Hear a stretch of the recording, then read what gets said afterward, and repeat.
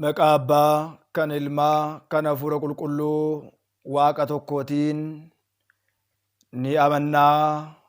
Ameen. Kabajamoota jaallatamoota maatiiwwan Waaqayyoon kan jaalattan, Waaqayyoo isiniin kan jaalatu,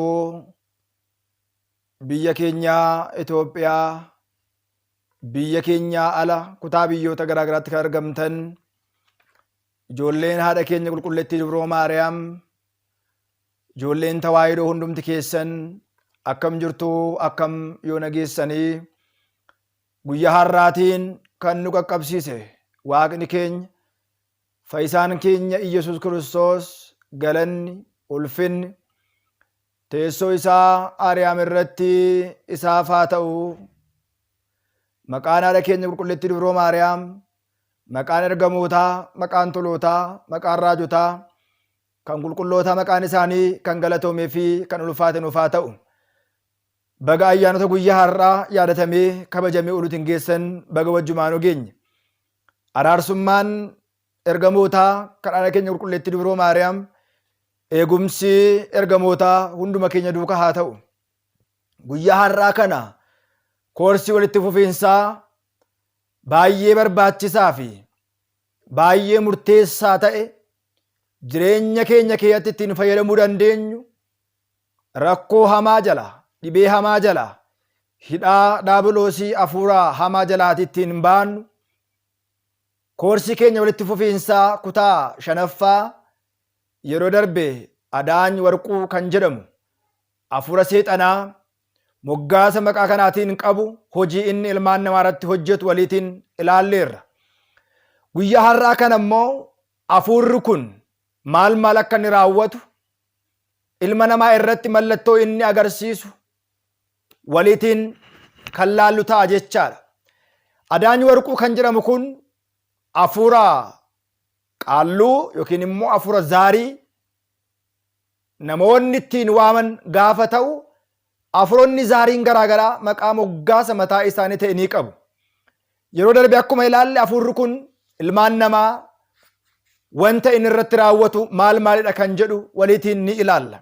Akkuma beekamu hafuurri kun yeroo baay'ee dhiirota waliitiin kan wal quunnamu yoo ta'u iyyuu hunduma faana immoo dubartoota dhiirota hunduma waliitiin kan wal quunnamsiisu, hafuura sagaagalaa of keessaa kan hin qabu gaafa ta'u, yeroo hundumaa immoo dhiirota kana hunduma waliitiin walii hin galchuu jedha.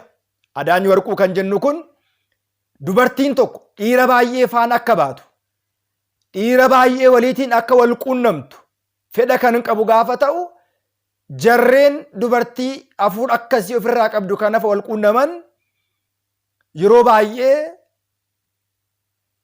ishee waliitiin walii hin galni jedha. Sababni isaas dhiiga kan barbaadu waan ta'eedhaaf. Isa tokko irratti kaasuudhaan dhiiga walii akka lolaasan, akka isaan wal miidhan ni taasisaa jira. Yeroo baay'ee obboloonni keenya dhiiraan baay'een isaanii dubartii tokkoof jecha, dubara tokkoof jecha walitti bu'uudhaan, dhiiga walii lolaasuudhaan, ilkaan walii cabsuudhaan, qaama walii hanqisuudhaan, kaan isaanii mana hidhaatiif, kaan isaanii immoo gaabbii bara baraatiif kan isaan gaggeessudha jedha.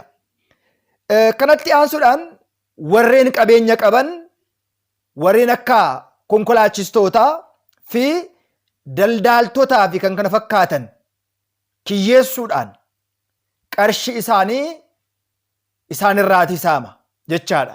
Hafuurri kun laphee isaanii irratti immoo gaarummaa fi miidhagina ni kaa'aa jedha. Shufeeronni kun, daldaaltonni kun qarshii waan qabaniidhaaf miidhaga qaama ishii ilaaluudhaan hundi isaaniiyyuu isheef akka booji'aman ni taasisaa jedha. Lapheen isaanii gaarummaa ishiitiin akka booji'amu ni ta'uu jedha. Itti aansuudhaan Kun afurri kun dubartittii kana qabeenyaatiin warra miidhagan yookiin immoo warra qabeenya qaban karaa itti deeman karicha cubbuudhaaf hojii isaanii akka itti fayyadaman taasisaa jedha. Baay'olii isaanii ilaalaa, shufeertota hedduu ilaalaa, daldaaltota hedduu ilaalaa. Yeroo daldalaaf ba'anitti dubartoota qaama miidhaginaa qaban, simboo miidhaginaa qaban ilaaluudhaaf ishee faana booji'amuudhaan mana bunaatti kufuudhaan kaayyoo ba'aniif sana dagatanii qabeenya isaanii maatii isaanii dhiisanii bakka argan hundumatti akka isaan bittinsan isaan taasisaa jedha. Kun egaa afurri kun dubartittii qabeenyaatiin ishee gowwomsuudhaan ishiinis qabeenya isaan ilaalti, isaan immoo miidhaga isaa ishee ilaaluudhaan akka isaan ba'an isaan taasisaa jedha. Yeroo kana ixaan lubaanjaa kan jedhamu shittoo uffatoota akkas akkasii hundumaa osoo hin hafiin akka qophaa'an ni taasisa.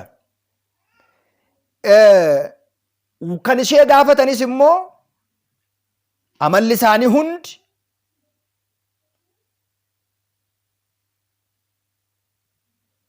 amaloota inni barbaadu erga isaan guuteen booda daldaltichis inni qabeenya qabus wanta ishee barbaachisu hundumaa ni qopheessaafi jedha.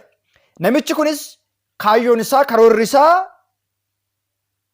haalli adeemsa isaa, miidhagni isaa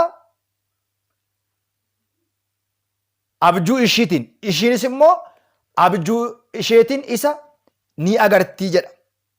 Amalli biraa inni agarsiisu kun ija ijaan wallaaluudhaan, sagaleedhaan, bilbila keessatti kan raawwatamudha jedha. Dubbiin akkasii kun ni dabalama. Yeroo baay'ee namoota hedduu yoo ilaalle bilbilaatiin hojii afuuraa sagaagalaa, hojii miidhaginaa, hojii biyya lafaa ni raawwatu.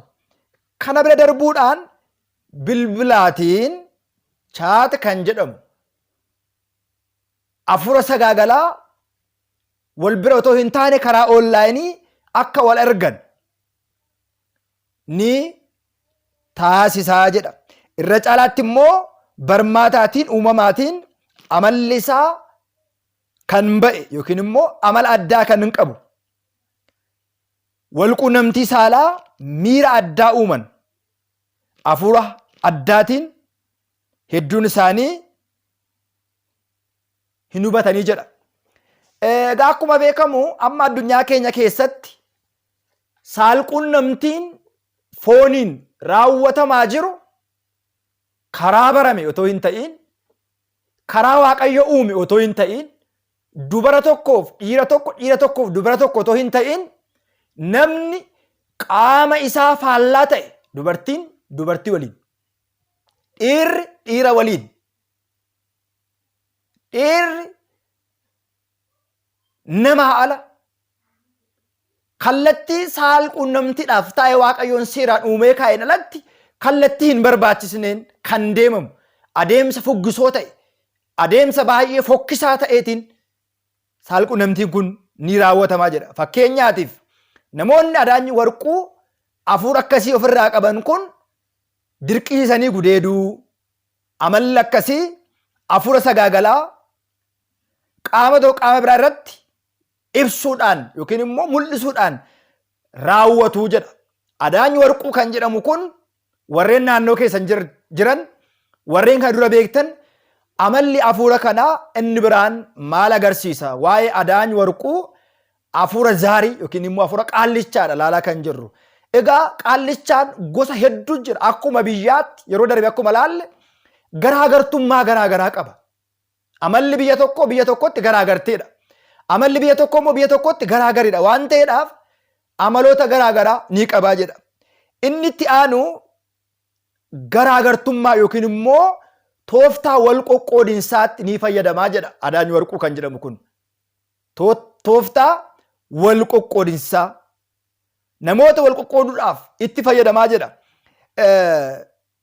Yeroodhaan booda dubartitti dhiira itti siqe sana gargar kutuudhaan irraa fageessuudhaan mata bowwoo baay'ee hamaa ta'e garaa bokoksuudhaan dhiphisuudhaan kanaaf kan kana fakkaatan amaloota baay'ee rakkisaa ta'an sammuu ishee keessatti agarsiisuu danda'u jedha. Dubartiin amala akkasii hafuura akkasii qabdu kun garaa bokoksuu dhiira sanarraatii gargar kutuu kan walitti fidde gidduutti jibbiinsa lola uumuutiin waan akkasii irratti agarsiisuu danda'a jedha. Qaamota miiraa garaa garaa irratti balaa irra geessuu danda'a.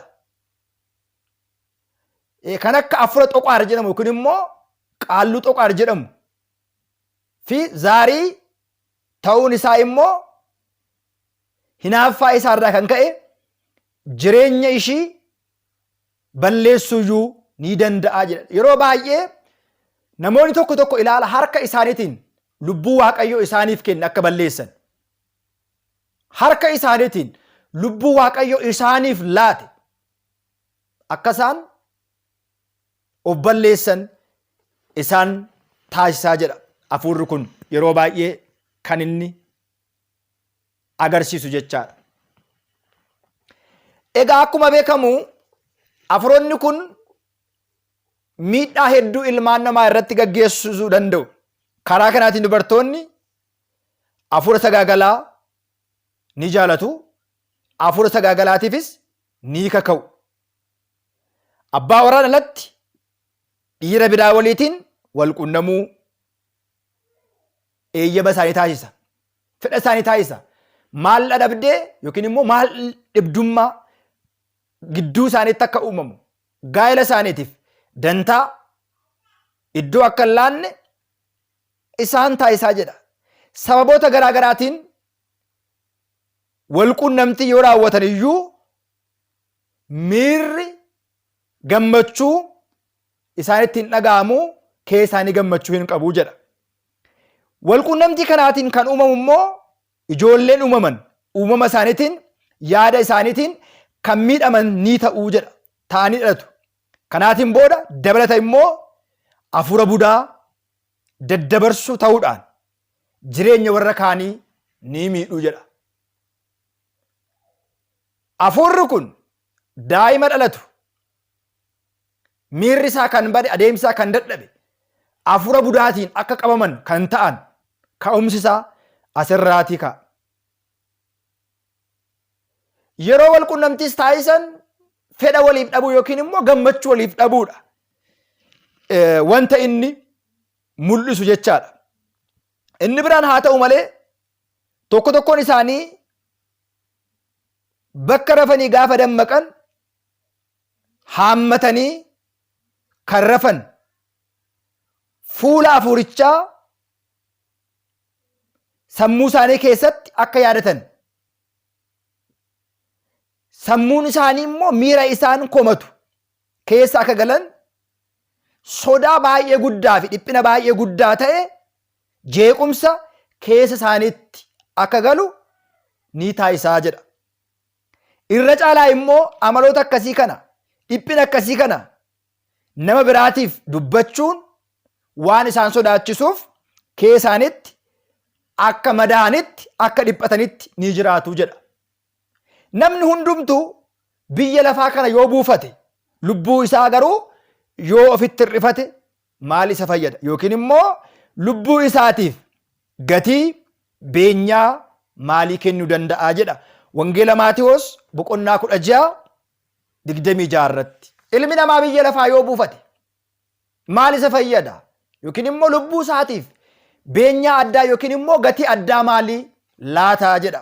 Saba Waaqayyo baay'ooliin keenya otoo hin beekiin bara hedduudhaaf baroota hedduudhaaf dhiphachaa jirra. Dhiphanneerras har'as dhiphachaa jirra. Hedduun isaanii otoo hin beekiin lubbuu isaanii darbee jira jechaadha. Itti aansuudhaan hafuura zaarii shootalaay jedhamu yookiin immoo hafuura shootalaay jechuun dubartii tokko erga garaatti baatteen booda firiin garaa keessatti uumame sun akka hin dhalanne, akka inni irraa ba'u, ulfa akka irraa ba'u, daa'imti sun akka hin dhalanne hafuura godhu. Hafuura zaarii yookiin immoo shootalaayii kan jennu yookiin immoo hafuura dubartii irraa baasu. ሾተላይ የዛር የመተናኮል የውርጃ መንፈስ አፉረ ደባ ዱበርቲ tokkorra daa'ima garaatti hafte baasu akka hin dhalanne kan godhu afurri shootalaay kun hojiin isaa kana jechaadha. Yeroo tokko dubartoonni baay'een alshan aljaa walitti aansuudhaan garaatti baatanii ulfaanii ka'anii otoo hin da'in maal ta'u irraati ni ba'a. Kana shakkuun barbaachisaadha. Tokko lama sadi afur hanga kudhanii hanga torbaatti garaatti baatanii da'uu barbaadu garuu namoonni baay'een irraati ni ba'a jechaadha. Yeroo baay'ee afurri akkasii kun yezaar shootalaay jedhamee beekama ta'uusaa immoo yeroo garaatti dubartoonni baatan balaa uumuudhaan dandeettii kan qabu yoo ta'u dhaloota bakka bu'an karaatti hambisuudhaan hankaaksuudhaan kan gammadudha jedha afura shootalaay. Afurri zaarii shootalaay hojiin isaa kanadha. Dhiiga namaa dhangalaasuudhaan kan gammadu gadda maatii fi boo'icha maatii dhabiinsa daa'imaatiin dhiphachuu isaanii arguudhaan akka mo'ichaatti kan lakkaa'u afura dhokataa yezaar manfas yookiin immoo afura zaarii dhokataadha shootalaay. Nama tokko shootalaay gaafa jedhamu namoonni baay'een gaafa dubbatan ni dhageenya garuu shootalaayin maalidha? Akkuma beekamu shootalaay jechuun walii galasaa dubartii ulfa kan garaatii baasu jechaadha. Shootalaay jechuun dubartii garaatti baattu kan garaatii baasu jechaadha. Shootalaay jechuun isiniif akka galu gara fuulduraatti inni itti aanu afura zaarii garaa haadha keessaa eegalee qaama biraa miidhu. Afura zaarii garaa haadha keessaa eegalee gaafa dhalatu kaasee nama biraa miidhuu danda'u. Inni kun immoo maalidha? Walumaatiin kan laallu ta'a. Egaa garaa keessaatii kan isaan dhaalan afuroonni zaarii kan abbaa fi haadha miidhaa isaan qaqqabsiisan waliigala faayidaa isaan yookiin immoo miidhaa isaan fidan ta'uusaa ijoolleen gaafa dhalatan waliin dhalatu. Daa'imummaa irraa qabanii qaama sirrii hin taane qabatanii kan dhalatan. Rakkoo sammuu, rakkoo uumamaa wal makuudha yookiin immoo bamaazzaabaati. Armaan gaditti kan argamu kana miidhaa kana gaggeessuudhaan irra caalaatti rakkoo kana ni uumuu jedha. Afurri zaarii garaa irraa eegalee qaama biraa irratti miidhaa geessisu kun akkuma beekamu daa'imti gaafa dhalattu harka guutuu, ija guutuu, funyaan guutuu, afaan guutuu, arraba guutuu, luka guutuu, qaamota miiraa hunda guutuu akka hin dhalanne ta'anii akka isaan hin dhalanne kan taasisanidha jedha. Erga dhalataniin booda qaama biraa irrattis immoo rakkoo biraa ni qaqqabsiisudha. Tokkoffaan maseena ta'uu miidhaa isaan fidan. Dubartoonni maseena akka ta'anii dhalatan ni taasisa. Inni itti aanu lammaffaa ijoollee dhalatan irratti illee sammuun isaanii nagaa akka hin taane mudaan akka qaama isaa irratti qaqqabu ni taasisa. Miidhamaa akka ta'an sammuun isaanii akka hin yaadne kanaaf kan fakkaatan gochuurrayyuu karaa biraa immoo karaa faallaa ta'e immoo sadarkaa isaanii malee umurii isaanii malee akka yaadan hojiin isaanii hundumaa akka nama guddaa akka ta'u ni taasisaa jedha. Yeroo baay'ee afuroonni akkasii kun daa'imman yaanni isaanii umuriin isaanii kan danda'u olitti waan ta'uudhaaf waggaa dheeraa jireenya isaanii keessa turuudhaan umuriin isaanii kan quucaraa'e ni ta'aa jedha. Itti aansuudhaan ijoolleen dhalatan kun amalli isaanii amala badaa kan qaban akka dhaalan amala badaa dhalatanii qabatanii akka dhalatan ni taasisa. Itti aanuudhaan umurii isaanii malee haala uumamaatiin marsaa laguu arguu, marsaa laguu waliin makuu yookiin immoo maazaabaat kan jennu yeroo tokko ilaalaa.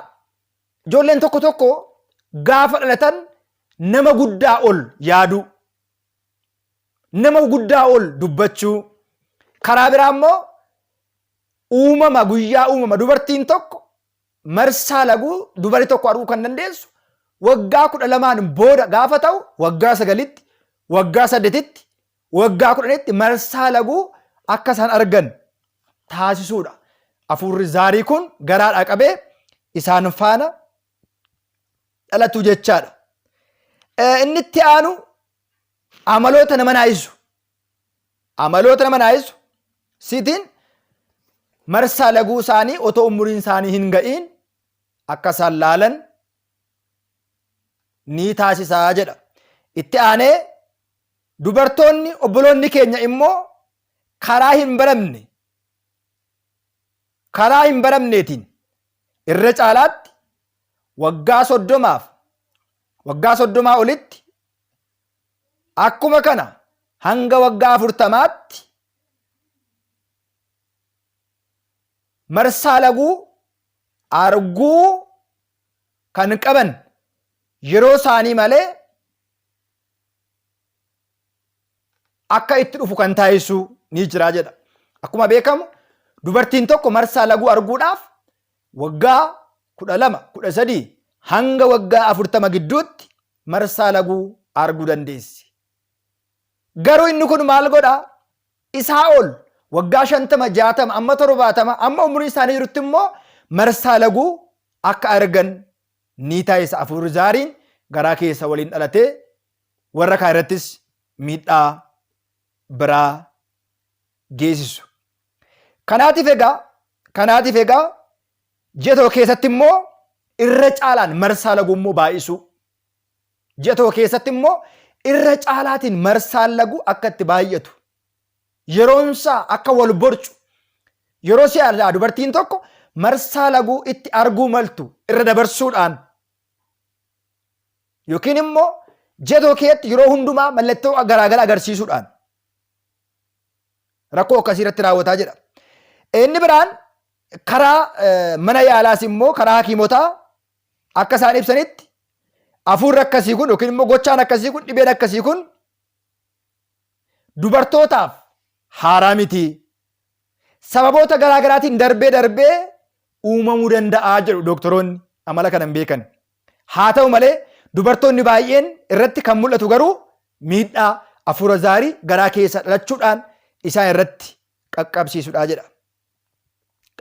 jedha. Haa ta'u malee namoonni baay'een isaanii armaan olitti kan ibsame kana rakkoo kana miidhaa kana karaa tokko gargaarsa gochaa daabiloosiitiin ta'uusaa baay'ooliin isaanii hin hubatani. Irra deebuudhaan akkuma ibsametti hafuurri daabiloos hafuura zaariitiin nama irratti miidhaa geessisu nama waliitiin dhalachuudhaan nama irraatii dhaalamuudhaan gochaa kana hundumaa isaan gubbaatti akka raawwatu nu hubachiisaa jechaadha. Jechuudhaan hafuurri daa'imaa garaadhaa qabanii waliin dhalachuudhaan waliin guddachuudhaan gaafa guddatan immoo amaloota amma argaa jirru kan agarsiisuudhaan ni beekamu. Hafuura waaqayyootiin kan mo'atamu gara si'oolitti galee akka hidhamu ta'uusaa namni tokkollee shakkus qeequs tokkollee hin jiru saba Waaqayyo. Kanaafidha kitaabni kun isa beekuuf, kitaabni kun isa baratuuf, kitaabni kun isa qalbeeffatuuf jireenya guddaa, boqonnaa guddaa, gammachuu guddaa akka nuu ta'u hundi keenya kaayyoof karoora diinaa kana hundumaa baruun nurra jira. Fakkeenyaatiif macaafa qulqulluu keessatti wangeela Maarqos boqonnaa 9:29 gubbaa irratti akkas jedha. Gosti kun yookiin immoo lammiin kun soomaaf sagadaan yoo ta'e malee ba'uu hin danda'u jedha. Gosti afur akkasii kun sooma, sagada, kadhannaa, jilbeenfannaa, waaqeffannootiin malee ba'uu hin danda'u jedha. Kana jechuun lammii kan jedhame waliin kan dhalate qaamaan uumamaatti irratti duudaa gochuudhaan kan abbaa fi haadhaa sammuu isaanii miiruudhaan rakkoo inni qaqqabsiisudha jedha. Itti aansuudhaan fedhaaf jaalala Waaqayyoo ta'e kutaa 6ffaa hafuura zaarii dubartii dhiira irratti miidhaa isheen fidduu jedha. Egaa akkuma beekamu hafuuronni zaarii kun dhalaas qabu, kormaas qabu. Hafuurri zaariin dhalaan dhiira irratti immoo miidhaa akkamii fidaa kan jedhu immoo yeroo itti aanutti bal'inaatiin waliin ni ilaalla. Chaanaalii keenya yeroo santuubii sabiskiraayibii sheerii gochuudhaan hojii daabiloos hundumaa ofirraatii kaasnee injifannee luka keenyaa gaditti akka nuuf bitamuuf si'oolitti galee akka hidhamuudhaaf hundi keenya tooftaa isaa gochaa isaa beekuun barbaachisaadha. Hafuura zaarii dhiira irratti miidhaa inni qaqqabsiisu, hafuura zaarii dubartii dhiira irratti miidhaa inni qaqqabsiisu kan jedhu kutaa 6ffaa waliin barannaa. Waaqayyoon biyya keenya hunduma keenyaaf nagaa nuuf haa kennu. Hafuura seexanaa, hafuurota garaagaraa gooftaan keenya nurraa haa eegu. Galatoomaa. Waaqayyo isin faanaa ta'u, waan hamaarraa isin haa eegu. Waaqayyo isin faanaa ta'u.